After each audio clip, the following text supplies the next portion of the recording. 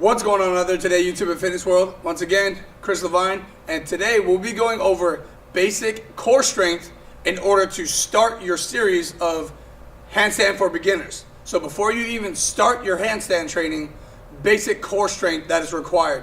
So if you haven't already done so, go ahead and hit that subscribe button. Make sure you hit those notifications to make sure you're getting all these videos in the series for beginner to handstand, and get ready to train.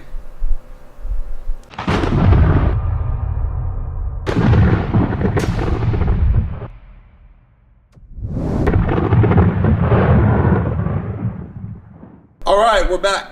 So for this particular episode that we'll be going over is basic core strength. And if you notice, I'm saying basic core strength. And you'll probably see a lot of videos on the road to handstand, whether it's for beginners or just in general.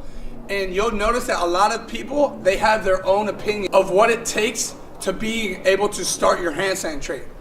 These videos are just my opinion and what I did and what helped me out. So don't take it for like, oh, so-and-so said this or so-and-so said that, because this is just what worked for me and in my opinion. So for basic core strength, all right, I'm not gonna go into depth on like a million different core exercises that you're able to do.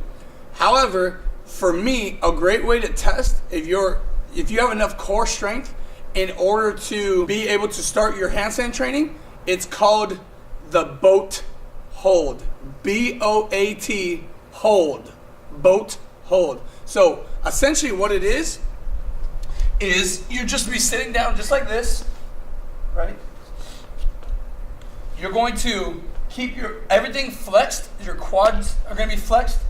Your calves will be flexed and your toes pointed forward. So what you'll do is you'll lean back, and as you're leaning back, you're going to push your shoulders forward just like this, and you're going to keep your hands on your side near your knees. So you don't want to bend your elbows. You want to keep your arms nice and straight, and you're going to lean back. As like I said, everything's already flexed. You're going to lean back. As you're leaning back, your feet should come off the ground like this. So the point of this is what it's doing is you're activating your core and you're simulating the majority of the position of being into a handstand, where your entire core is making everything in one with your body. So you're going to lean back, everything flexed, arms to your side here, and your back is going to be off the ground. So you're leaning forward and you're being able to balance your legs just like this with everything flexed. Now, I know what you're thinking. You're probably like, oh, this is easy. What is he talking about? Until you actually try it, it's hard to explain like why it's so difficult, because it requires you to like actually activate your lower back. And a lot of people just think core is just your stomach or your abs, which is not. You have to activate your entire body. If you can activate your lower back, which a lot of people can't, it's going to make this exercise that much easier. So that's why I'm saying this is a basic requirement to being able to start, because a lot of you are going to be able to do it, but a lot of you aren't going to be able to do it. So you want to make sure you're able to activate your lower back and your entire body whenever you're doing this particular exercise. So once again, toes pointed forward, lean back, hands down to your side. Shoulders are going to be pushed forward as you're leaning back, and you're going to hold your legs up just like this. So right now, I know you can't see it, but all my abs right now are like fully contracted. My legs are flexed, my calves are flexed, my toes are pointed forward, and I'm leaning back just like this. So this is simulating being in a handstand, how your legs all the way to here is completely locked in to that position. A handstand is not just your upper body. It requires your entire body to be engaged in order to hold that position vertically. So especially when you start to sway, because you're gonna get to a point to where like your shoulders fatigue, your wrists start to fatigue, and you're actually your core is gonna be required to keep you from swaying all the way down one way or the other.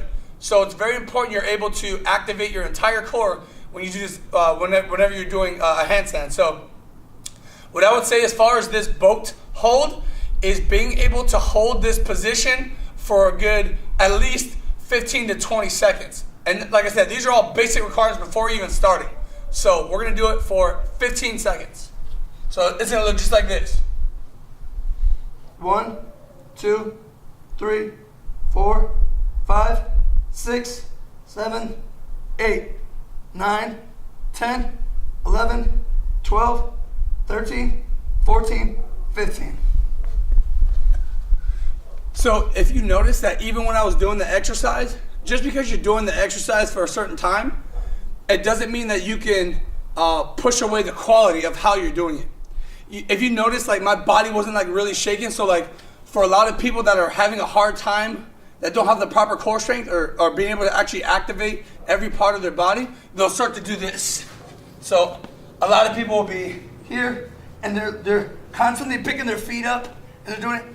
What I'm saying is, if you can't hold that position for 15 to 20 seconds clean, then you need to go back to start to work on your core and your lower back, your hamstrings, your quads, and until you're able to actually do that for 15 to 20 seconds without your whole body doing like this, flailing around. You should be able to hold it clean, just like this.